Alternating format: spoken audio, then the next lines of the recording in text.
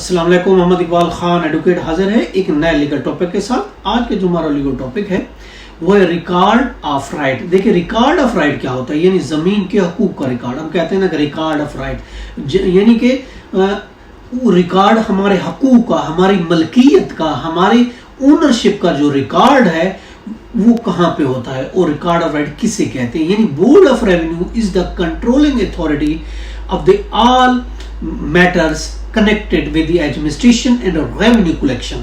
Basically board of revenue इस चीज का जो है वो राइट ऑफ रिकॉर्ड का ओनर होता है, उसके पास अथॉरिटी है कि तमाम मैटर, और खासकर board of revenue record of right इसलिए मेंटेन किया जाता है for the collection of the revenue. Revenue collect करने के लिए वो रिकॉर्ड मेंटेन किया जाता है, यानी मलकियत का रिकॉर्ड रखा जाता है।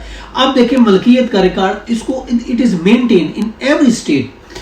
हर एक रियासत में, हर एक सूबे में इसका एक रिकॉर्ड रखा जाता है, मेंटेन किया जाता है। It provide various information about a particular of the land, the assessment of the land revenue, payable dispute regarding land are determine in the right of the record of the right. तो उसमें देखिए जो right of record में ये चीज maintain की जाती है हर एक सूबे में, हर एक प्रोविंस में, कि उस प्रॉपर्टी की इंफॉर्मेशन, उसकी पर्टिकुलर, और उसके अलावा उसका जो रेवेन्यू है कितना पे करना है, कितना टैक्स रेवेन्यू देना है, और इसके अलावा उसका कोई डिस्प्यूट है या नहीं है, या उसका मालिक कौन है, जो उसकी मलकियत किसके नाम है, उस रिकॉर्ड को मेंटेन रखा जाता है। ये रेवेन्यू सिस्टम में record of rights of course जरूरी होता है। बुनियादी मकसद रिकॉर्ड ऑफ राइट्स का ये होता है कि रेवेन्यू को कलेक्ट किया जाए।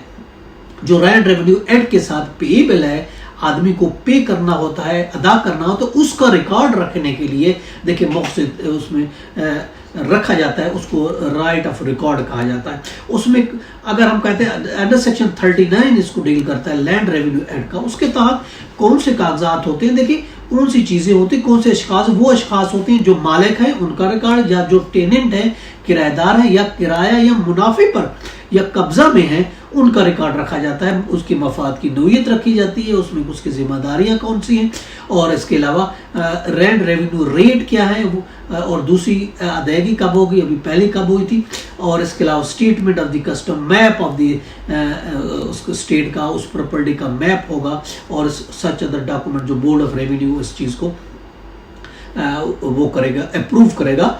तो वो चीजें, वो रिकॉर्ड, वो चीजें इसके अंदर होंगी, उसको कहते हैं रिकॉर्ड ऑफ द राइट। देखें सिंध में जो है वो सिंध रेवेन्यू बोर्ड एक्ट है 2010, इसके तहत सिंध रेवेन्यू बोर्ड बनाया गया है, उसका रिकॉर्ड सिंध की तमाम सूबे में लाजिम है। तो उसमें उसका रिकॉर्ड हर प्रॉपर्टी का, हर जायदाद का उसके ऊपर होता है। अब इसके बाद ये होता है कि बहुत सी, खासकर कराची की अगर हम बात करते हैं, तो बहुत सी प्रॉपर्टियां जो मुख्तलिफ इदारों की हैं, जो उस इदारे में जो वो रिकॉर्ड रखते हैं उसको हम कहते हैं रिकॉर्ड ऑफ राइट। देखिए अब डीएचए इसको एमयू ऑफिस, जो मिनिस्ट्री स्टेट, जो मिलिट्री स्टेट ऑफिस है, उसको ये डील करते हैं, उसके पास जमीनों का रिकॉर्ड होगा। और इसके अलावा केडी है कराची में, और इसके अलावा केएमसी है, कच्ची आबादी है, पीएसीएच का रिकॉर्ड मिनिस्ट्री ऑफ वर्क्स के पास होगा, वो रखा जाता है।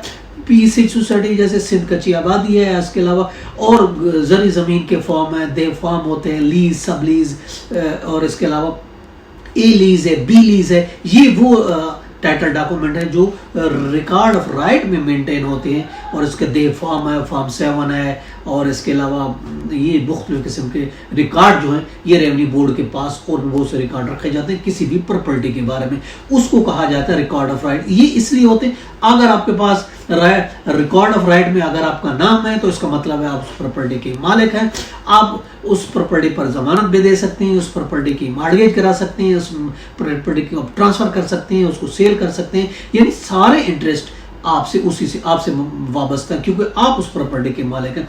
अगर आप प्रॉपर्टी के मालिक हैं तो of course record of right में आपका नाम होना जरूरी है, और म्यूटेट होना वो प्रॉपर्टी जरूरी है। म्यूटेट जब की जाती है, यानी रिकॉर्ड ऑफ राइट में आपका नाम, अगर आप कोई प्रॉपर्टी खरीदते हैं, खरीदने के बाद, सेल डीड के बाद आपको रिकॉर्ड ऑफ राइट में अपना नेम इंटर कराना पड़ता है, म्यूटेशन कराना जरूरी है। अगर ये चीज मौजूद है तो इसका मतलब है आप प्रॉपर्टी के ओनर हैं, आप मालिक हैं, इसलिए रिकॉर्ड ऑफ राइट में आपका नाम होना बहुत जरूरी है। ये तो आज का टॉपिक, साथ इजाजत है। Have a nice day. Allah हाफिज़।